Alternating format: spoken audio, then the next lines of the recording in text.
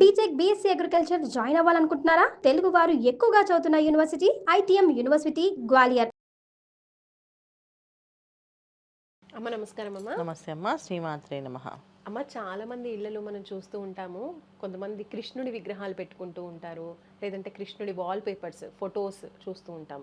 Radha కృష్ణుల photos కూడా చూస్తూ ఉంటాం. పెళ్ళిళ్ళు ఇంకా అలాగే గృహప్రవేశాలు అయినప్పుడు కూడా చక్కగా ఇంత పెద్దగా రాధాకృష్ణుల ఫొటోస్, విగ్రహాలు, గిఫ్ట్స్ కూడా ఇస్తూ ఉంటారు.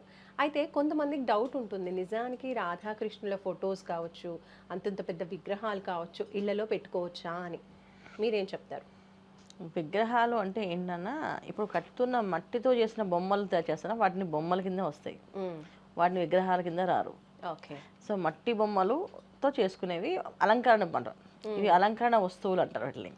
అలంకరణ కోసం మనం అందంగా తయారు చేసుకుని చిన్నప్పుడు మనం కట్టుకుంటాం కదా, మామూలుగా సముద్రం పట్టున ఆడుకుంటే మొత్తం మట్టితో ఇంత పెద్ద ఇల్లు కట్టుకుని ఇది మా ఇల్లు అని చెప్పేసి గుడి కడుతుంటాం. అలాగా పిల్లలు తయారు చేసుకునే వస్తువుల్లో ఈ మట్టితో తయారు చేసే వస్తువులు ఎంత పెద్ద విగ్రహాలు ఉన్నా ఇబ్బంది ఏం లేదు. అవి ఏంటంటే వాటికి ప్రాణప్రతిష్ఠ అవన్నీ ఉండవు, జస్ట్ బొమ్మ.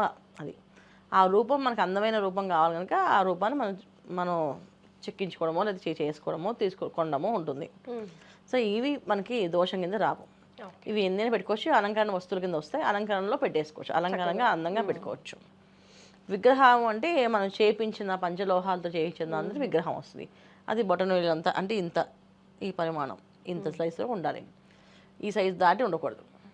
చాలామంది ఏంటంటే ఇలా అనుకుంటారు, ఇలా లెక్క చూసుకున్నా ఈ విగ్రహం ఈ సైజు ఉండొచ్చు.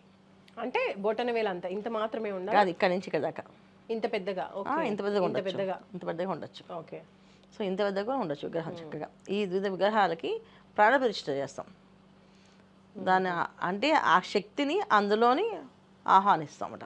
ఓకే. అలా ఆహ్వానించినప్పుడు అది ఇంకా రూపం శక్తి రూపంగా వస్తుంది. ఇప్పుడు చాలామంది చూడండి, గుళ్ళో విగ్రహం పెట్టేటప్పుడు శిల్పి మొత్తం విగ్రహం మీద కొడుతూ మొత్తం అంతా చెక్కుతూ ఉంటాడు ఆయన. సో విగ్రహం మీద ఎక్కి మరి కొడుతుంటారు, తల మీద కిరీటం కావాలన్నా ఏం కావాలన్నా అంత పెద్ద పొడుగున్న రాయిని ఎలా చేయాలి, ఎక్కాలి. అప్పుడు దాకా అది రాయి.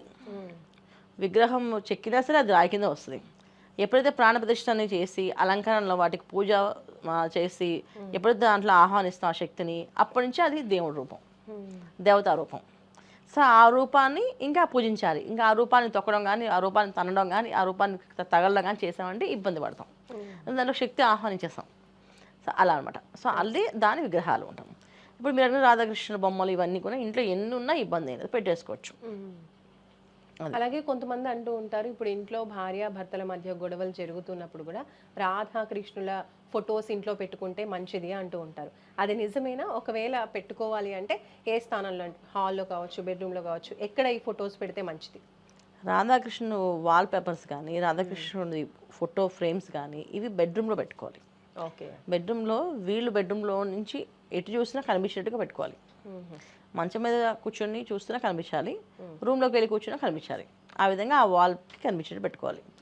సో రాధాకృష్ణుల్ని మాత్రం పెట్టుకోవాలి అక్కడ. ఇంకా వేరే ఏం బెడ్రూమ్లో పెట్టుకునేవి మనకేం లేదు. చాలామంది బెడ్రూమ్లో చాలామంది వాళ్ళ హ్యాపీ ఫ్యామిలీ ఫోటో పెడతారు. హ్యాపీ ఫ్యామిలీ ఫోటో హాల్లో పెట్టాలి. చాలామంది బెడ్రూమ్లో పెట్టుకుంటారు, అది హాల్లో పెట్టాలి. హాల్లో పెట్టడం వల్ల ఎప్పుడు కూడా ఇంట్లో ఆహ్లాదంగా, ఇంట్లో పాజిటివ్ ఎనర్జీస్ ఉంటాయి. దేవుడి రూమ్లో విగ్రహాలు పెట్టేటప్పుడు దేవతామూర్తులు కుటుంబ సమేతంగా ఉండే విగ్రహాలను ఫోటోలు మాత్రం పెట్టాలి. చాలా మంది పర్సనల్గా దేవుడి రూమ్లో పెట్టుకునే ఫోటోలు ఏవైతే ఉన్నాయో కుటుంబ సమేతంగా, అంటే శివ కుటుంబం మొత్తం, గణపతి, కుమారస్వామి, వాహనాలతో సహా శివుడు, పార్వతి, ఈ విగ్రహాలు. అదే సీతారామ వారి పట్టాభిషేకం ఫోటో, ఇవి పెట్టుకోవాలి. అంటే మొత్తం ఆ కుటుంబం అంతా సమేతంగా ఉండే ఫోటోలు మాత్రం దేవుడి రూమ్లో పెట్టుకోవాలి. హాల్లో పెట్టుకునే photos family photos, happy family, తల్లిదండ్రులు ఉండే వాళ్ళతో సరదాగా ఉండే ఫ్యామిలీ ఫొటోస్, ఆనందములు మధ్యలో ఉండే ఆనందమైన చిన్న ఆనందమైన ఫొటోస్ ఉండేవి, అవన్నీ కూడా హాల్లో పెట్టాలి. సో బెడ్రూమ్లో మాత్రం పెట్టేది మాత్రం ఓన్లీ రాధాకృష్ణ ఫోటో ఒకటే పెట్టాలి బెడ్రూమ్స్లో. అలాగే కొంతమంది పిల్లలు పుట్టాలి అని చెప్పేసి, లేదంటే కృష్ణుడి లాంటి అందమైన బాలకృష్ణుడు పుట్టాలి వచ్చే బాబు అనుకుంటూ కూడా విగ్రహాలు కావచ్చు, ఫోటోలు కావచ్చు పూజిస్తూ ఉంటారు. అలాంటి వాళ్ళు చిన్న కృష్ణుడి విగ్రహాలు తెచ్చి దేవుడి రూమ్లో పెట్టుకొని కూడా పూజిస్తూ ఉంటారు. ఇంకా కృష్ణుడి ఫోటోల్ని కూడా ఇంట్లో పెట్టుకుంటారు. అలా కూడా పెట్టుకోవచ్చా? అలా ఆ ఉద్దేశంతో పెట్టుకున్నప్పుడు కృష్ణుడి ఫోటోని ఎక్కడ పెట్టుకోవచ్చు ఇంట్లో? అంటే కడుపుతో ఉన్నప్పుడు పెట్టుకోవచ్చు నాన్న. బెడ్రూమ్లో తను కడుపుతో ఉన్నప్పుడు ఉండేలాగా. అప్పుడు కనిపించేటట్టు నాకు ఇలా ఈ రూపంలో, ఈ మోహన రూపంలో కావాలని చెప్పి పెట్టుకోవచ్చు. కడుపుతో ఉన్నప్పుడు మాత్రం పెట్టుకోవాలి.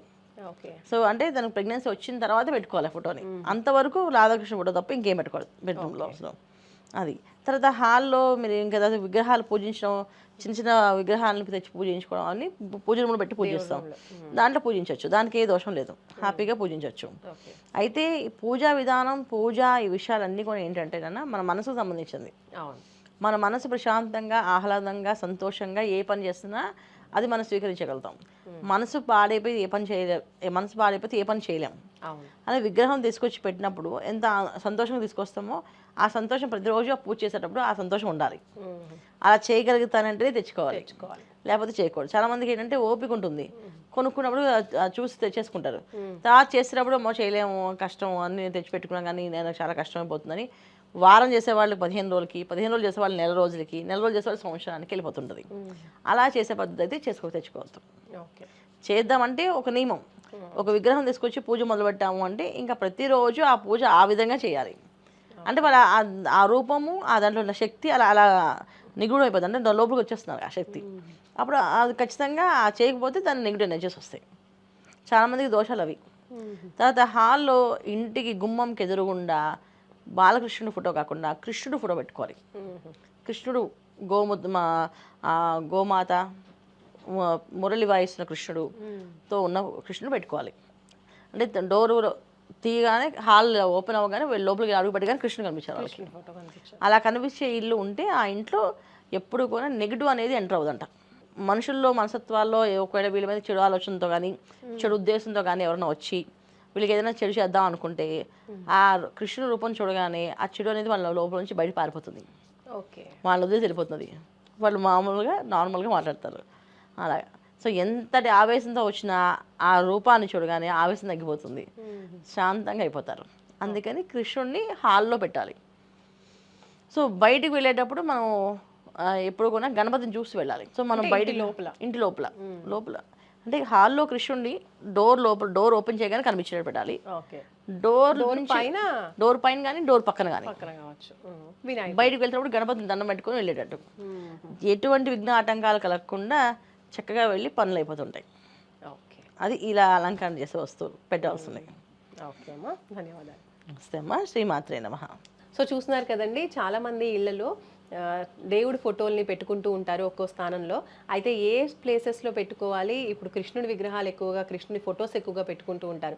సో భార్యాభర్తల మధ్య సమస్యలు ఉన్నవాళ్ళు చక్కగా బెడ్రూమ్లో కనుక కృష్ణుడు రాధ కలిసి ఉన్నటువంటి ఫొటోస్ని పెట్టుకుంటే కనుక గొడవలు లేకుండా భార్యాభర్తలు చాలా సంతోషంగా ఉంటారు అని అమ్మ మనకు తెలియజేస్తున్నారు. అలాగే కృష్ణుడి అంటే సింగిల్గా కృష్ణుడి ఫోటోని డోర్ ఓపెన్ చేయగానే ఎదురుగా కనిపించేలాగా, వచ్చిన వాళ్ళకి కనిపించే విధంగా పెట్టుకుంటే కూడా చాలా మంచిది అని తెలియజేస్తున్నారు. కాబట్టి మీరు కూడా తప్పకుండా పాటించి చూడండి. ఇంకా మరెన్నో సమస్యలు, సందేహాలు ఉంటే కనుక స్క్రీన్ పైన కనిపించే నెంబర్స్కి కాల్ చేసి పర్సనల్ అపాయింట్మెంట్లో కూడా మాట్లాడవచ్చు. చూస్తూనే ఉండండి సుమన్ టీవీ. నమస్తే.